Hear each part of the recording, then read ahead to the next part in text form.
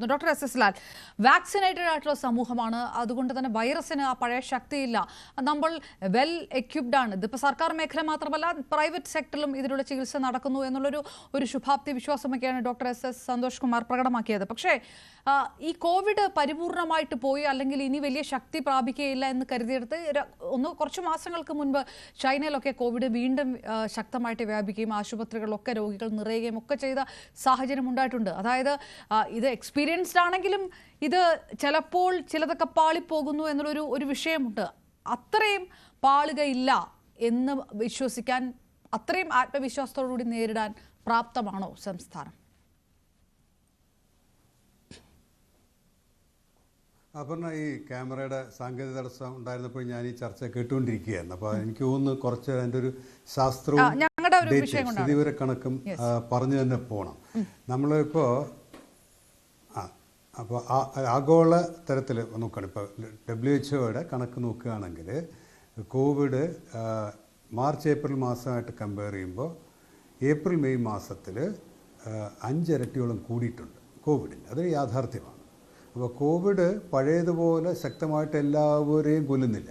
വളരെ പ്രായം കൂടിയവരെ മറ്റു അസുഖങ്ങളുള്ളവരെ കൊല്ലുന്നുള്ളൂ. പക്ഷെ കോവിഡ് കേസുകൾ കൂടുമ്പോൾ മരണങ്ങളുടെ എണ്ണവും കൂടും. അതാണ് നമ്മൾ അറിയേണ്ട ഒരു യാഥാർത്ഥ്യം. അപ്പോൾ കോവിഡ് കൂടുന്നില്ല എന്നൊരു ധാരണ വേണ്ട. കോവിഡ് ലോകാരോഗ്യ സംഘടന കണക്കനുസരിച്ച് തന്നെ കോവിഡ് 90 രാജ്യങ്ങളിൽ കൂടുന്നതായിട്ട് കണക്കെടുത്തിട്ടുണ്ട്.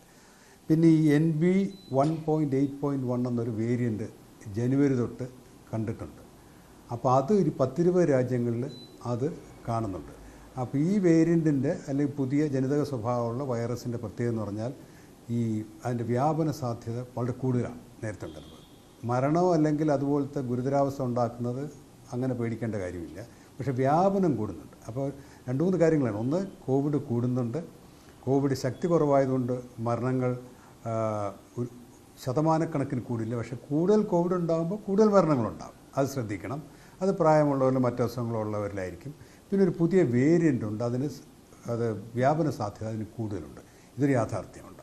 അപ്പോൾ അത് അറിഞ്ഞിരിക്കണം. അപ്പോൾ കോവിഡ് കൂടുന്നില്ല എന്ന് നമ്മൾ ധാരണയിൽ മുന്നോട്ട് പോകരുത്. പക്ഷേ കോവിഡ് പഴയതുപോലെ അപകടകാരിയായിട്ടുള്ള മരണങ്ങളുണ്ടാകും. ഒരുപാട് ശതമാനത്തിലുണ്ടാക്കില്ല, പക്ഷേ മരണങ്ങളുടെ എണ്ണം ഉണ്ടാകും. അവിടെയാണ് കേരളത്തിൻ്റെ പ്രസക്തിയും. കേരളത്തിൽ ജനസാന്ദ്രത കൂടിയൊരു സംസ്ഥാനമാണ്. കേരളത്തിൽ ജനങ്ങളുടെ സമ്പർക്കം ഒരുപാടുള്ള സ്ഥലമാണ്. അപ്പോൾ ഈ പണ്ടുണ്ടായിരുന്നത് പോലെ തന്നെയാണ് നമുക്ക് കോവിഡ് വ്യാപനത്തിൻ്റെ സാധ്യത കൂടുതലാണ്. അപ്പോൾ കേരളത്തിൽ കണക്ക് കൃത്യമായിട്ട് മറ്റ് സംസ്ഥാനങ്ങളെ അപേക്ഷിച്ച് സൂക്ഷിക്കുന്നത് കൊണ്ടും എണ്ണം കൂടിയിരിക്കും. പിന്നെ കേരളത്തിൽ ജനസാന്ദ്രത കൂടുതലായതുകൊണ്ടും കോവിഡ് കൂടി. അതിനകത്ത് നമ്മൾ ഒരു ആക്ഷേപം വേണ്ട. പണ്ട് നമ്മൾ എതിർത്തത് കൂടുതൽ കേസുണ്ടായിരുന്നതിൻ്റെ എണ്ണം മറച്ചു വയ്ക്കാൻ ശ്രമിച്ചപ്പോഴാണ്. ഇപ്പോൾ കേരളത്തിൽ വെള്ളപ്പൊക്കം ഉണ്ടാകുമ്പോൾ നമ്മൾ കേരളം മോശമാണ്, രാജസ്ഥാനിൽ വെള്ളപ്പൊക്കം എന്ന് പറയാൻ പറ്റില്ല. കാരണം രാജസ്ഥാനിൽ വെള്ളമില്ലാത്തതുകൊണ്ടാണ്. അപ്പോൾ അങ്ങനെയാണ് അറിയേണ്ടത്. അപ്പോൾ കേരളത്തിൽ വെള്ളപ്പൊക്കം ഉണ്ടാകും. അതുപോലെ കേരളത്തിൽ വായുവിലൂടെയൊക്കെ പകരുന്ന ഇതുപോലത്തെ അസുഖങ്ങൾ കൂടുതലുണ്ടാകും. അപ്പോൾ അത് നമ്മൾ അങ്ങനെയാണ് തയ്യാറെടുക്കേണ്ടത്. പിന്നെ എന്നോട് ചോദിച്ച ചോദ്യത്തിന് നമ്മൾ ഇപ്പോൾ വാക്സിൻ, ഇപ്പോൾ എൻ്റെ അറിവിൽ വാക്സിൻ ഇല്ല ഇന്ത്യയിൽ. അപ്പോൾ നമ്മൾ ലോകാരോഗ്യ സംഘടനയുടെ നിർദ്ദേശം എന്ന് പറയുന്നത് ഈ കോവിഡ് വ്യാപനം നടക്കുന്നതുകൊണ്ടും ഇപ്പോൾ ഇത്തിരി വേഗത്തിൽ നടക്കുന്നത് കൊണ്ടും ബൂസ്റ്റർ ഡോസുകളൊക്കെ കൃത്യമായിട്ട് എടുക്കണം. അപ്പോൾ നമ്മുടെ നാട്ടിൽ വാക്സിൻ ഉള്ളതായിട്ട് അറിയുന്നില്ല. അപ്പോൾ രേഖകളൊക്കെ നോക്കുമ്പോൾ സൈറ്റിലൊക്കെ നോക്കുമ്പോഴും 0 കാണിക്കുന്നത്. അതൊരു പ്രശ്നം തന്നെയാണ്. അപ്പോൾ അത് വാക്സിനേഷൻ അതിൻ്റെ നമ്മൾ ഗവൺമെൻറ്റൊക്കെ എടുക്കേണ്ട തീരുമാനങ്ങളൊക്കെയാണ്. മറ്റൊന്ന് എന്ന് പറഞ്ഞാൽ നമ്മൾ ഈ നേരത്തെ ഉള്ളതുപോലെ സാമൂഹ്യ അകലം പാലിക്കുക, വലിയ തിരക്കുള്ളടുത്ത് പോവുകയാണെങ്കിൽ അസുഖമുള്ളവരാണെങ്കിൽ കഴിവതും തിരക്കിലേക്ക് പോകാതിരിക്കുക, അല്ലെങ്കിൽ അത്യാവശ്യം പോവുകയാണെങ്കിൽ മാസ്ക് വയ്ക്കുക. നമുക്ക് പ്രതിരോധ ശക്തി കുറവാണെങ്കിൽ, ഇപ്പോൾ ഡയബറ്റീസ് ഉള്ളവരോ അല്ലെങ്കിൽ മറ്റെന്തെങ്കിലും മരുന്ന് കഴിക്കുന്നവരോ അവയവം മാറ്റി വെച്ചിട്ട് അത് റിജക്റ്റ് ചെയ്യാതിരിക്കാനായിട്ട് പ്രതിരോധ ശക്തി കുറയ്ക്കുന്ന തരത്തിലുള്ള മരുന്നുണ്ട്. അതൊക്കെ ഉപയോഗിക്കുന്നവർ നമ്മൾ ക്രൗഡിലേക്ക് പോവുകയാണെങ്കിൽ മാസ്ക് വെച്ച് പോവുക. ഇങ്ങനത്തെ കുറേ കാര്യങ്ങളാണ് ശ്രദ്ധിക്കുക. ഡോക്ടർ, ഞാൻ ചോദിക്കുന്നത് അഡ്വക്കേറ്റ് പി കൃഷ്ണദാസ് പറയുന്ന പരിശോധനയുടെ എണ്ണം കൂടുന്നതിന് നമുക്ക് അത് അംഗീകരിക്കാം. പക്ഷേ ഡെത്ത് റേറ്റും ആ തരത്തിൽ കൂടുന്നത് ഈ പറയുന്ന വാദത്തെ ഖണ്ഡിക്കുന്നു എന്നുള്ളൊരു അഭിപ്രായം അദ്ദേഹത്തിന്റെ ഭാഗത്തുനിന്നുണ്ടായിരുന്നു. ഡെത്ത് റേറ്റ് കൂടുന്നതായിട്ട് കാണുന്നില്ല. ഞാൻ പറഞ്ഞു ഡെത്തിൻ്റെ എണ്ണം കൂടും. ഇപ്പോൾ ഇതിൻ്റെ വ്യാപനത്തിൻ്റെ സാധ്യത കൂടുതലാണ്. പക്ഷേ ഡെത്ത് വരുന്നവരിൽ കൂടുതൽ പേർക്ക് മരണം ഉണ്ടാകുന്നതിൻ്റെ തെളിവ് ഇതുവരെ ഇല്ല. അപ്പോൾ ഞാൻ എപ്പോഴും പറഞ്ഞു, നമ്മളിപ്പോൾ ജനസംഖ്യ കൂടുതൽ ഉള്ള സ്ഥലത്ത് 1% എന്ന് പറഞ്ഞാൽ വലിയ നമ്പറായിരിക്കും. ഇന്ത്യയിൽ 1% എന്ന് പറഞ്ഞാൽ 150 കോടിയുടെ 1%. അപ്പോൾ നമ്പർ കൂടുതൽ വരും. അങ്ങനെയാണ് അതിനെ കാണേണ്ടത്. പിന്നെ ഇത് കാരണം കൂടുതൽ മരണങ്ങളുണ്ടായിട്ടുള്ളതായിട്ടൊന്നും രേഖപ്പെടുത്തപ്പെടുന്നു. ഞാൻ ഇവിടെ ശ്രദ്ധിക്കേണ്ട ഒരു കാര്യമുണ്ട്. പലപ്പോഴും നമ്മൾ ചർച്ചകൾ വഴിമാറിപ്പോയിട്ട് ഇപ്പം ഞാൻ എൻ്റെ മുന്നിൽ കണക്കുണ്ട്. ഈ വർഷം ഇതുവരെ ലെപ്റ്റോസ്പൈറോസ് എലിപ്പനി വളരെ വില കുറഞ്ഞ മരുന്നുകൊണ്ട് ചികിത്സിക്കാവുന്ന രോഗം കാരണം 37 പേര് മരിച്ചിട്ടുണ്ട്. ഹെപ്പറ്റൈറ്റിസ് എ ഭക്ഷണത്തിലൂടെ വെള്ളത്തിലൂടെ പകരുന്ന മഞ്ഞപ്പിത്ത രോഗം കാരണം 32 പേര് കേരളത്തിൽ മരിച്ചിട്ടുണ്ട് ഇതുവരെ. റഫായിട്ട് കണക്ക് 1-2 അങ്ങോട്ട് മാറും. ഇത് പിന്നെ റിപ്പോർട്ട് ചെയ്യപ്പെട്ട കണക്കാണ്. ഡെങ്കിപ്പനി കാരണം 16 പേര് മരിച്ചിട്ടുണ്ട്. ഇൻഫ്ലുവൻസ നമ്മുടെ ഫ്ലൂ കാരണം 11 പേര് മരിച്ചിട്ടുണ്ട്. ഇതിലും താഴെയാണ് കോവിഡ് വരുന്നത്. 8-9 മരണങ്ങൾ സംഭവിച്ചിട്ടുണ്ട്. പക്ഷേ റെക്കോർഡ് ചെയ്യപ്പെടാത്തതിൻ്റെ പ്രശ്നങ്ങൾ വരാം. കൃത്യമായി റെക്കോർഡ് ചെയ്യപ്പെടുന്നത് റേബീസ് ആയിരിക്കാം. കാരണം അത് 15 പേര് മരിച്ചു കഴിഞ്ഞ വർഷം. ആ വിഷയമാണ് നമ്മൾ തുടക്കത്തിൽ എടുത്ത് പറഞ്ഞു വന്നത്. എന്തുകൊണ്ടാണ് ഇത്രയും വെൽ എക്വിപ്ഡ് ആയിട്ടും എന്തുകൊണ്ടാണ് പകർച്ചവ്യാധികൾ ഇത്രയേറെ മരണം ഉണ്ടാകുന്നത് എന്നുള്ളൊരു സംശയമുണ്ട്. അത് ഈ പോസ്റ്റ് കോവിഡ് ഇറയിലാണോ അതിനു മുൻപാണോ? എന്തുകൊണ്ട് ഈ പറയുന്ന എല്ലാ പനികളും ചെള്ള് പനി അടക്കം വന്ന് അതിൽ പോലും ഈ തരത്തിലുള്ള മോർട്ടൽ അത് രേഖപ്പെടുത്തുന്ന ഒരു സാഹചര്യത്തിലേക്ക് പോകുന്നത് എന്തുകൊണ്ടാണ്? അങ്ങനെ ഒരു എന്ത് സിറ്റുവേഷനാണ് കേരളത്തിലുള്ളത്? കേരളത്തിൽ ഞങ്ങളെപ്പോഴും വർഷങ്ങളായിട്ട് പറയുന്നതാണ്, അത് രാഷ്ട്രീയ വ്യത്യാസമില്ല, മന്ത്രിസഭ വ്യത്യാസമില്ല പറയും. നമുക്ക് കൃത്യമായിട്ട് കേരളത്തിൽ ഓണം എന്താണെന്ന് കലണ്ടറിലൊക്കെ നോക്കിയാൽ അറിയാം. ഇപ്പോൾ ക്രിസ്മസും അറിയാം, നമ്മുടെ ബക്രീദ് എല്ലാം അറിയാം. കേരളത്തിന് ഇപ്പോഴും ഒരു പകർച്ചവ്യാധി കലണ്ടർ ഉണ്ടെങ്കിൽ അത് ഉപയോഗിക്കപ്പെടുന്നില്ല. നമുക്ക് മഴക്കാലം വരുമ്പോഴത്തേക്കും മഴക്കാലം രോഗങ്ങൾ വരും. അതിന് സാധാരണ പത്രത്തിൽ വരുമ്പോഴും ടെലിവിഷനിൽ വരുമ്പോഴാണ് സർക്കാരും മന്ത്രിയൊക്കെ അറിയുന്നതായിട്ട് നമുക്ക് തോന്നുന്നത്. ഇതിന് ഗവൺമെൻറ് ആദ്യമേ പറയണം. ഈ മാസങ്ങളിപ്പോൾ 10-25 വർഷങ്ങൾക്ക് മുമ്പ് ഞങ്ങൾക്കറിയാം, നമ്മൾ ഈ റബ്ബർ വെട്ടുന്നിടത്ത് ചിരട്ടയിലുള്ള വെള്ളം കമിഴ്ത്തിക്കളയണം, ഇത്തരം പ്രചരണങ്ങളുണ്ടായിരുന്നു. ഇപ്പോൾ അത് നടക്കുന്നില്ല. ഇപ്പോൾ പത്രത്തിലൂടെ അല്ല സർക്കാർ അറിയേണ്ട ഡെങ്കിപ്പനി വന്നു തുടങ്ങി എന്നുള്ളത്. ഡെങ്കിപ്പനിയുടെ ഇപ്പം മഴക്കാല രോഗങ്ങളുണ്ട്, ആ ജലജന്യ രോഗങ്ങൾ ജനങ്ങൾക്ക് ഇതെല്ലാം ഓർത്തിരിക്കാൻ കഴിയില്ല. അപ്പോൾ അതുകൊണ്ട് കൃത്യമായിട്ട് ജനങ്ങളെ അറിയിക്കുകയും ഇതേ വരുന്നു, ഇപ്പോൾ എങ്ങനെ മുൻകരുതലുകൾ എങ്ങനെ എടുക്കണം, ഇതിങ്ങനെ പറഞ്ഞു തുടങ്ങണം. ഇത് എല്ലാ വർഷവും മാധ്യമങ്ങൾ ശ്രദ്ധയിൽ കൊണ്ടുവന്നതിന് ശേഷം ഗവൺമെൻറ് റിയാക്റ്റീവാണ്, പ്രൊയാക്റ്റീവാണ് ആക്കേണ്ടത്. ഗവൺമെൻറ്റാണ് ഇത് ചെയ്യേണ്ടത്. അവിടെയാണ് ഈ പരാജയം വരുന്നത്. അപ്പോൾ മരണങ്ങളുടെ കാര്യങ്ങൾ നോക്കുകയാണെങ്കിൽ ഞാൻ പറഞ്ഞില്ലേ, കോവിഡിനേക്കാൾ മറ്റ് രോഗങ്ങൾ കാരണം മരണം സംഭവിക്കുന്നത് 2 കാര്യങ്ങൾ കൊണ്ടാണ്. ഒന്ന്, ഈ പ്രതിരോധ പ്രവർത്തനങ്ങൾ ഗവൺമെൻറ് ഭാഗത്ത് നടക്കുന്നില്ല. അതൊരു യാഥാർത്ഥ്യമാണ്. അതും ശാസ്ത്രീയമായിട്ട് പറയുകയാണ്. നമ്മുടെ ഈ ഏറ്റവും കൂടുതൽ സ്റ്റാഫുള്ള 2ാമത്തെ വലിയ ഡിപ്പാർട്ട്മെൻറ്റാണ് ആരോഗ്യവകുപ്പ്.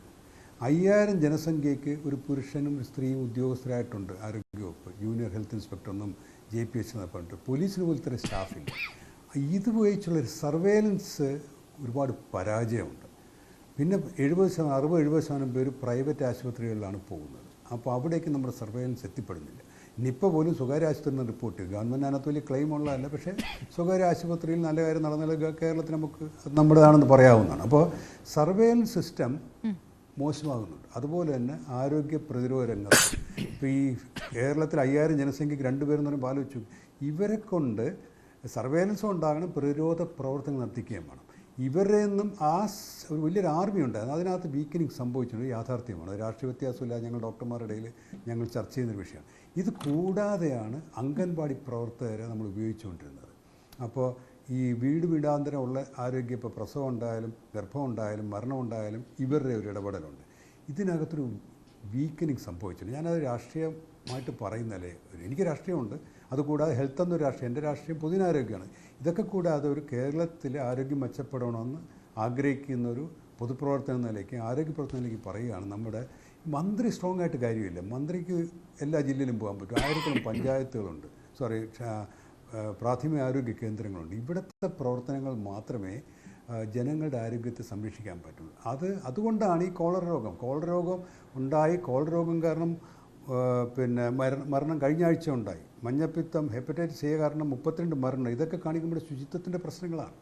അപ്പോൾ ഇതിന് ജനങ്ങളെ കൃത്യമായിട്ട് ബോധവൽക്കരിക്കുക. നമ്മുടെ ആരോഗ്യ പ്രാക്ടീസ് ഇപ്പോഴും നമ്മൾ ഇന്നും കണ്ട് റെസ്റ്റോറൻറ്റിൽ ഇരിക്കുമ്പോൾ മനുഷ്യർ ചായ കൊണ്ട് അല്ലെങ്കിൽ ജ്യൂസ് കൊണ്ടുവരുന്ന 5 പേരിനും ഗ്ലാസ്സിനകത്ത് ഇട്ടിട്ടാണ്. അത് ജലജന്യ രോഗങ്ങൾ പകരാനുള്ള ഏറ്റവും എളുപ്പ വഴിയാണ്. അപ്പോൾ ഇങ്ങനത്തെ ഇടപെടലുകൾ ശുചിത്വം ഇല്ലാത്തെന്ന് ഞാൻ രാവിലെ വരുന്ന വഴി, ഞാനിപ്പോൾ നിലമ്പൂരാണ്, ബ്രേക്ക്ഫാസ്റ്റ് കഴിക്കാനായിട്ട് സ്ഥലത്ത് ഇറങ്ങിയിട്ട് അവിടെ ഈച്ച കാരണം ഞാൻ അവരോട് പറഞ്ഞു ഈച്ച. അപ്പോൾ ഇത് അവിടുത്തെ ആരോഗ്യ പ്രവർത്തകരുടെ പോയിരിക്കുന്നു. ഒരു ഭക്ഷണം രാവിലെ വിൽക്കുന്ന ഭക്ഷണത്തിന് എല്ലാത്തിനും പുറത്ത് ഈച്ച ഇരിക്കുകയാണ്.